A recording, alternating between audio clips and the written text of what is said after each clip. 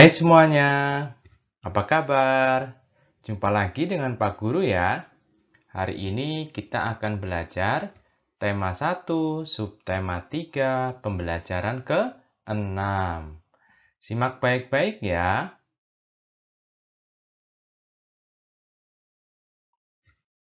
Setelah melihat proses produksi dan telah memilih beberapa gerabah yang ingin dibeli, ayah mengajak Lani pulang. Ayah Lani dibantu Kak Soleh membawa dan memasukkan gerabah-gerabah yang sudah dibeli ke dalam mobil.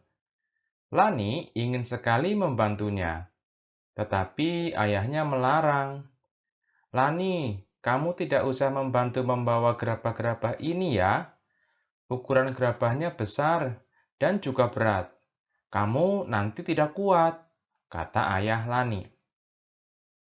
Benar, Dik. Nanti kamu bisa tergilir karena tidak kuat membawa gerabahnya. Tambah Kak Soleh. Baiklah, Ayah. Terima kasih, Kak Soleh, atas nasihatnya, kata Lani. Memang benar, agar terhindar dari cedera pada organ gerak kita, tulang dan otot, maka kita harus berhati-hati dengan setiap gerakan dan kegiatan yang kita lakukan.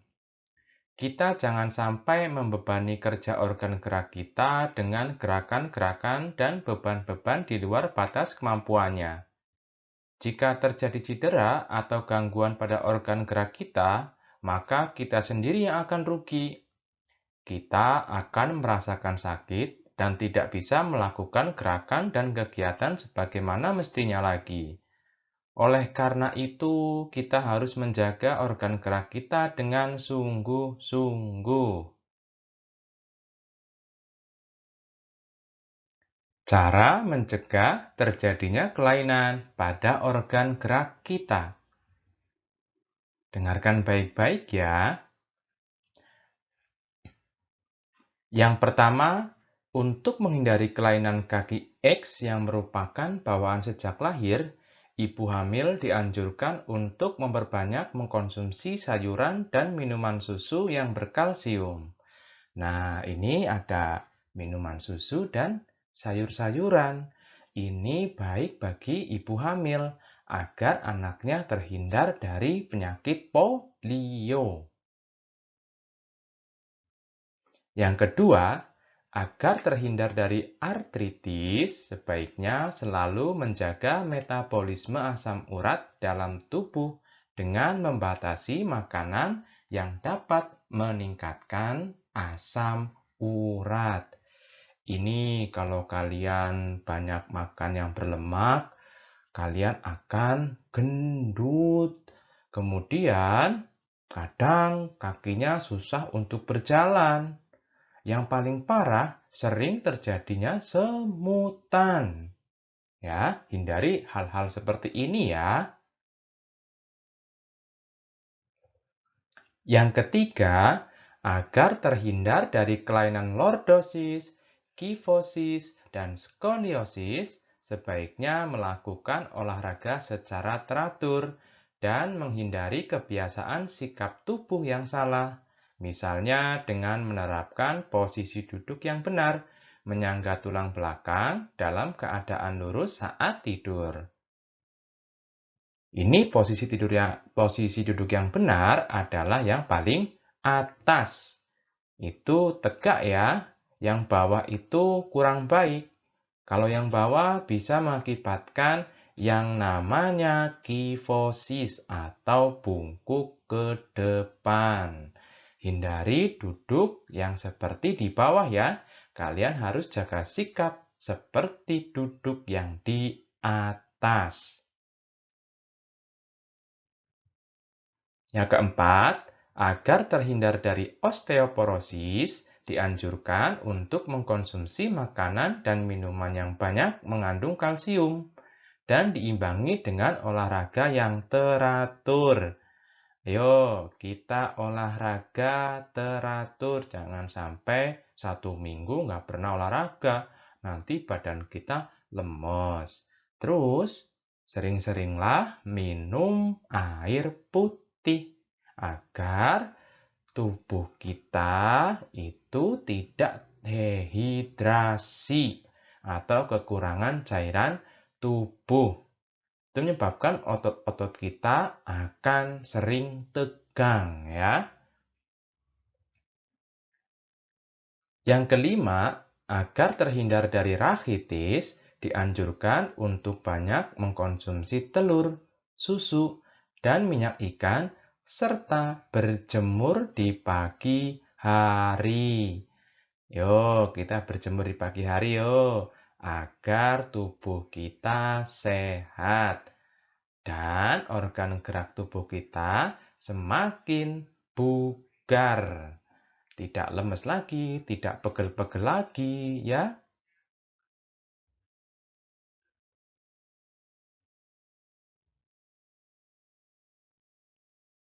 Setelah kamu mendengarkan penjelasan cara untuk menghindari dari berbagai penyakit organ tubuh kita, Pak Guru akan berikan suatu tugas ya. Tugasnya, apa yang akan terjadi jika orang melakukan gerakan-gerakan atau sikap-sikap seperti pada gambar berikut? Lani tiduran sambil baca buku. Apa yang terjadi nantinya? Kemudian Udin membawa sekantong beras. Apa yang terjadi? Kemudian Edo tidur di sofa. Apa yang akan terjadi? Terus Dayu belajar tetapi posisi duduknya itu malah seperti itu. Apakah yang akan terjadi dengan Dayu kalau itu diteruskan? Terus yang bawah ada anak yang sedang naik tangga dan turun tangga berkali-kali. Kira-kira apa yang terjadi ya? Nah, kalian tulis di buku tema, kemudian upload ke Google Classroom.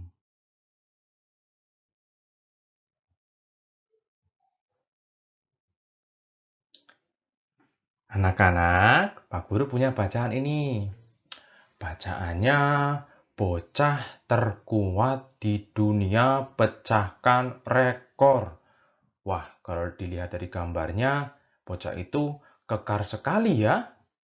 Simak baik-baik. Biasanya, seorang anak kecil sangat senang menghabiskan waktunya untuk bermain dengan teman-teman sebayanya. Tetapi berbeda dengan Giuliano Stru. Sejak umur 2 tahun, lahir tahun 2004, sudah diajak ayahnya ke tempat gym. Pada awalnya, dia hanya melihat-lihat sembari melakukan latihan kebugaran tanpa melakukan aktivitas dengan beban. Namun, sejak berumur 3 tahun, sudah mulai berlatih dengan beban berat. Namun, tetap selalu diawasi oleh ayahnya. Umumnya, tubuh seorang bocah laki-laki yang masih di bawah umur belum memiliki otot yang kekar layaknya seperti pria dewasa. Tetapi hal tersebut berbeda dengan Giuliano Stru. Tubuhnya sudah seperti binaragawan. Sekujur tubuhnya sudah dipenuhi dengan otot-otot yang besar. Apalagi jika dia meregangkan setiap bagian tubuhnya, akan nampak benjolan-benjolan otot di sekujur tubuhnya.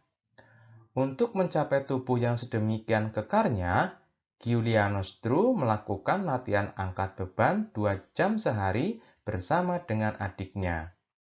Olahraga ini dikenalkan kepada mereka sejak berumur 2 tahun oleh ayahnya, Lulian, yang tentunya juga mendapatkan izin dari ibunya, Leana. Keduanya pun telah menguasai teknik flag atau bendera. Teknik ini mengharuskan mereka berpegangan 2 tangan pada tiang dan mengangkat kedua kakinya sejajar dengan kedua tangan, layaknya bendera yang sedang berkibar pada tiang. Tentunya dengan kondisi tubuh yang kuat sepertinya, mudah saja baginya untuk melakukan gerakan tersebut.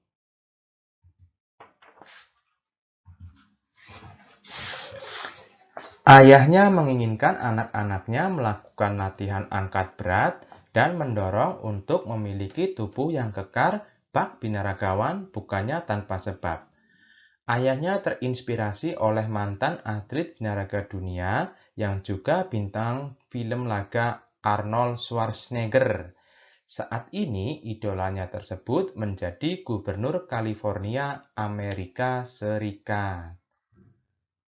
Tubuh Giuliano Stru memang luar biasa. Meskipun besar dan kekar, tetapi juga lentur. Dia juga memiliki bentuk otot perut yang sangat bagus. Ayah Giuliano Stru memastikan bahwa program latihan yang diberikan kepada anaknya sama sekali tidak membahayakan. Dia selalu mengawasi, bahkan sampai sekarang pun, meskipun sudah mahir dengan berbagai peralatan gym, tetapi dia tidak pernah membiarkan putranya berlatih sendiri. Jika putranya sudah terlihat bosan atau jenuh berlatih, dia segera menghentikan latihan dan membawanya keluar untuk bermain. Giuliano Stru sendiri mengaku bahwa dia tidak merasa terbebani dengan program dan jadwal latihan yang telah ditetapkan ayahnya. Di waktu senggang, dia suka menonton film kartun dan melukis. Meskipun dia sudah terkenal, tetapi dia masih bisa bermain dengan teman sebayanya. Giuliano Stru tidak tampak berbeda dengan anaknya sebayanya. Tetapi siapa sangka bocah ini telah memecahkan rekor dunia 2 buah rekor sekaligus. Giuliano yang berasal dari Roma, Italia ini juga diklaim sebagai binaragawan termuda dan terkuat di dunia. Hebatnya lagi, dia mampu melakukan push up di atas botol. Rekor pertama yang dipecahkannya adalah berjalan dengan tangan tercepat sambil mengempit bola pemberat di antara kedua kaki. Adapun rekor keduanya adalah melakukan air push up terbanyak. Air push up adalah push up yang dilakukan dengan cara kaki yang diangkat ke udara. Dia berhasil melakukannya jauh lebih banyak dibanding lawannya. Bahkan lawan-lawannya tersebut ada yang lebih tua darinya. Meskipun banyak meraih prestasi, dia juga mendapat banyak kecaman karena dianggap latihan binaragawan untuk anak belum pantas untuk dilakukan, apalagi di usia yang masih mengalami pertumbuhan. Namun, ayahnya menampik kecaman tersebut dengan mengatakan bahwa latihan yang dilakukan Giuliano aman dan di bawah pengawasan. Itu tadi cerita dari bocah kekar. Wah ya, namanya Giuliano Stru.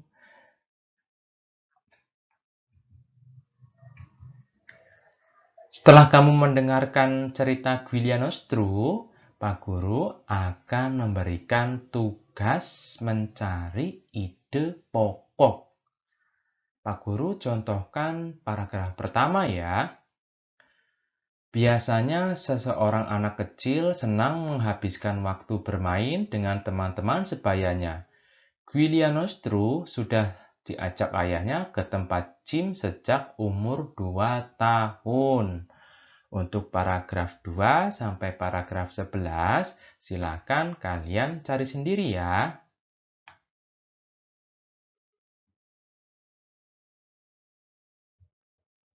Ya, pelajarannya sudah selesai hari ini.